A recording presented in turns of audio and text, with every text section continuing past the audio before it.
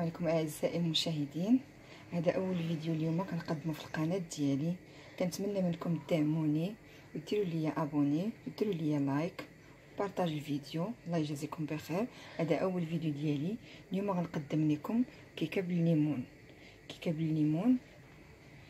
نقدم لكم المقادير ديال الكيكه بالليمون.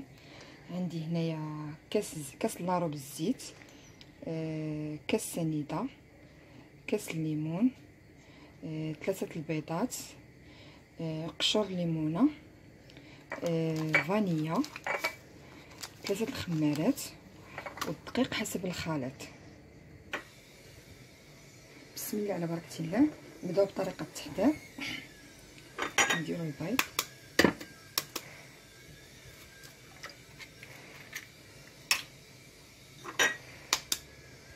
كنديرو 3 البيضات.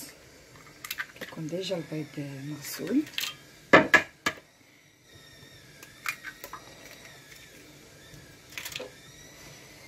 كندير كاس سنيده،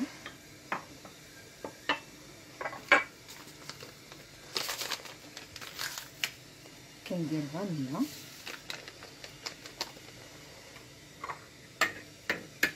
كنطرب. بغا يطرب طرب كهربائي ولا طرب عادي. بعد ما طربت كاس السنيده مع 3 البيضات وفانيليا، كنزيدو كاس اللاروب ديال الزيت، كنطربو. بعد ما نحصلو على خليط متجانس وكيكون كريمي. بعد ما زدت كاس اللاروب بالزيت كما كتشوفوا كنحصلو على خليط كريمي. يمكن لكم ديروا طراب كهربائي ولا هذا الفوي، انا كنفضل الفوي عادي. من بعدها كنزيد كاس الليمون، كنعاود نزيد نخلط مزيان على ما كيتجانس داك الخليط ديال الليمون والزيت والسنيده. بعد ما خلطت جميع العناصر كنحصل على هذا الخليط هذا. كنزيدو الدقيق ديالي اللي ديجا غربلته باش ما يكونش فيه شي حاجه. الدقيق كنديروه على حسب الخليط، كتشوفوها من ما هي خفيفه ما هي جاريه. انا غنوريكم كيفاش. كندير 3 الخمارات ديالي على حسب الخليط. كندير انا الدقيق على حساب كاين اللي كيدير 2 كيسان ونص حتى 3 كيسان، تقريبا شي 2 كيسان ولا 2 كيسان ونص تقريبا كاس العنبه. انا كندير 3 الخمارات، 3 الخمارات ديالي. كنخلط الخليط ديالي، كنشوف على حساب الناس اللي كيبغيو بالعبار 2 كيسان ونص تقريبا ديال الفرص بعبار كاس العنبه. سمحوا لي راه حتى اول فيديو، ضروري ما غادي يكون لي تراك وما غاديش نكون غير كندخل ونخرج في الهضره، ما غاديش نعرف شنو نقول لكم ولا هادي. كنزيد مازال الدقيق. انا كندير عيني ميزان. الناس اللي كيبغيو بالعبار كاس العنبه انا كنقول 2 كيسان ونص تقريبا حتى 3 المقاطع حتى 3 الكيسان على حساب. ما كتشوفوا الخليط ديجا تجانس مع السوائل وما بقاش ما هو خفيف ما هو خاصنا نزيد. حيت الليمون ديجا كيكون هذا باش كنخلي نزيدو الدقيق ديالنا. تقريبا بقى لي والو نحصل على الخليط اللي بغيت. هادي راه مقادير ساهله، مقادير كيكه عاديه خفيفه اللي اي واحد يقدر يديرها في الدار، زعما اسهل ما يكون. انا بغيت نشاركها معكم حيت كتعجب الوليدات وكتعجب الناس بالليمون، كتجي احسن حاجه.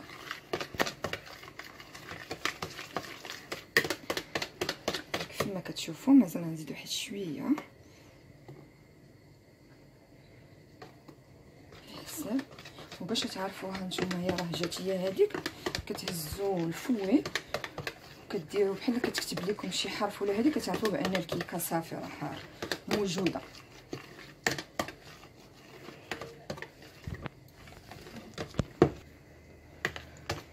هانتوما كيف ما كتشوفوا ها هو الخليط ديجا وجدها.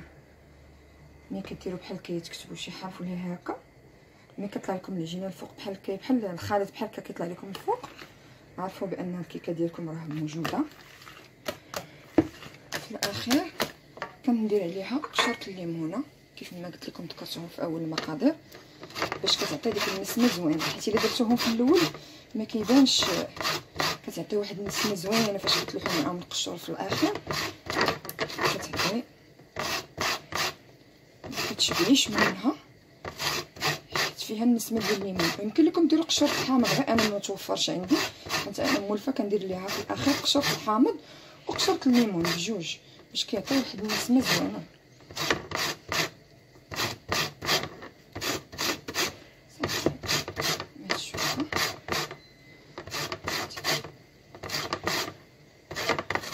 النكهه ديال الليمون كامله. كاين اللي بغى يدير كاس الليمون يدير معاه نص كاس الحامض، يدير نص كاس الليمون نص كاس الحامض، حتى هي كتجي رائعه. سمحوا لي راني مخلوعه كما كتشوفوا. صافي كتخلط هاد قشره الليمون حيت كيعطي واحد النسمه، كيعطي نسمه زوينه. انا ما متوفرش عندي قشره الحامض، حتى هما كيجيو زوينين قشره الحامض.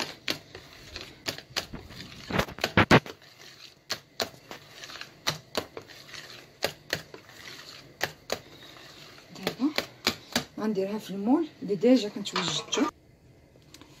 دابا غنديروا الخليط في هذا المول اللي ديجا كنت وجدته من قبل، دهنته بالزبده.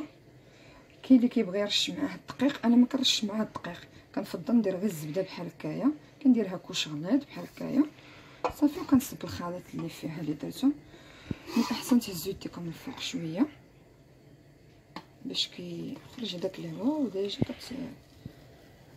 كنهز انا مازال يدي الفوق بحال هكايا. تهزي داك الخليط اللي بقى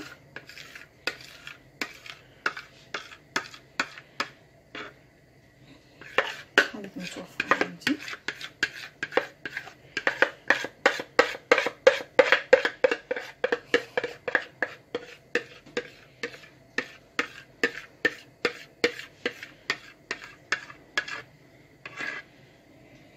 ها هي الكيكه ديالنا واجده، ديجا انا درت الفران يسخن على درجه الحراره 180، وكندخل الكيكه ديالنا. تسناوني على ما توجد الكيكه ونقول لكم كيفاش جات ان شاء الله. ها نتوما كيف ما كتشوفوا هذا هو الشكل النهائي ديال الكيكه ديالي اللي وجدات طابت بعد ما خرجتها من الفران. مده الطياب ديالها شي ساعه الا ربع تقريبا، طياب ديال الكيكه عاديه شي ساعه الا ربع تقريبا. دابا كيف ما كتشوفوا ها هي كيف ما جات محمره وزوينه وجات مفشفشه، ها هي مفشفشه. ودابا غادي ندهنها بالكونفيتور، غادي نزوقها، غندير ليها الزواق عاوتاني على حسب الاختيار، كل واحد شنو كيبغي يديرها. انا غادي نزوقها بالكونفيتور جاري ديال الحلوى، كل واحد وكيفاش بغى يزوقها على حسب الاختيار. غير سمحوا لي حيت عندي لو طخاك في الهضره، باقي ما كنعرف لا نهضر لا شنو غنقول، حيت اول فيديو ليا ما عرفتش كيفاش ندوي ولا كيفاش نقول لكم، نشرح لكم الطريقه ديال الكيكه ديالي. غير قبلوا عليا، يلاه كنتعلم كندير وصفات. ان شاء الله نلوح لكم وصفات مازال اخرين، دعموني وديروا لي ابوني ان شاء الله، ونلوح الوصفات وندير حتى الوصفات الطبيعيه حيت كيعجبني الوصفات الطبيعيه. ندير الطبخ ندير ان شاء الله وصفات طبيعيه، حتى انا غير مبتدئه كنتعلم. هانتوما كما كتشوفوا كندهن انا بالكونفيتور، حيت الكونفيتور ديال المشماش والليمون، حتى الا بغيتو تسقيوها بالليمون تسقيوها. انا كل مره كيفاش كندير ليها، مره عاديه بحال هكايا ومره تنسقيها. مره تنسقيها مره تنديرها عاديه. دابا كيف ما دهنتها بالكونفيتور غادي ندير عليها كاوكاو. مهمش انا درت غير كاوكاو كان ديجا عندي خدمت به. انا بعدا هاد الكيكه شاركتها معكم حيت بغات واحد السيده كليانه ديالي كتعجبها كيكه الليمون الحامض. هادشي علاش باش شاركتها معكم،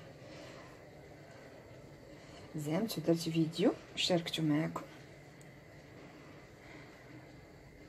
حيت هادي كتكون عندي مطلوبه بزاف. هاد كيكه الليمون الحامض هاتها واحد السيده صاوبتها ليها، قلت علاش لا ما نزعمش وندير فيديو حتى انايا. شوفوا كيف ما كتشوفوا كتجي زوينه مفشفشه وهشيشه، خصوصا الا درتوها شويه في الثلاجه تبرد، كتبرد شويه كتجي زوينه. تحتفظوا بها ديروها في شي صبيره بحال هكايا وتقطعوها دي طرونش ديروها في. المهم تزيان حسب الاختيار، على حسب كل واحد، على حسب كل حاجه، كل واحد وشنو متوفر عنده. حيت هذه كيكه اقتصاديه وما كطلبش زعما مقادير بزاف، في متناول اي واحد يقدر يديرها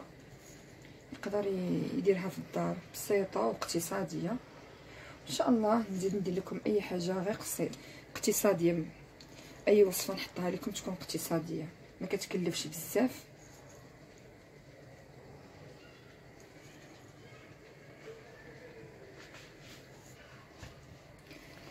ها هما كما كتشوفوا الشكل ديالها.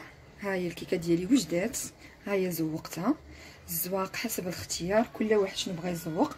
هذه كيكه اقتصاديه كيف ما وريتكم، كتجي بنينه وكتجي هشيشه وكيكون فيها داك الذوق ديال الليمون، بالاخص الا درتو معاها الحامض. غير انا ما متوفرش عندي، داكشي علاش درت غير الليمون وقشره الليمون. كنتمنى تدعموني، ديروا لي ابوني، ديروا لي لايك، تكتبوا لي شي كومونتير وتبارطاجيو لي مع الاصدقاء. وكنشكر الاصدقاء ديالي اللي دعموني في هذه القناه وداروا لي ابوني، كنشكرهم بزاف بزاف. وكنشكر اول واحد دعمني هو الزوج ديالي. وكنتمنى والله الا عجبتكم هاد الكيكه وجربتوها وعجبتكم القناه ديالي، كنتمنى تدعموني باش حتى انا نزعم ونقدم الوصفات اللي عندي، سواء طبيعيه ولا سواء الطبخ ديالي الحلويات ولا اي حاجه. كنتمنى تدعموني وشكرا.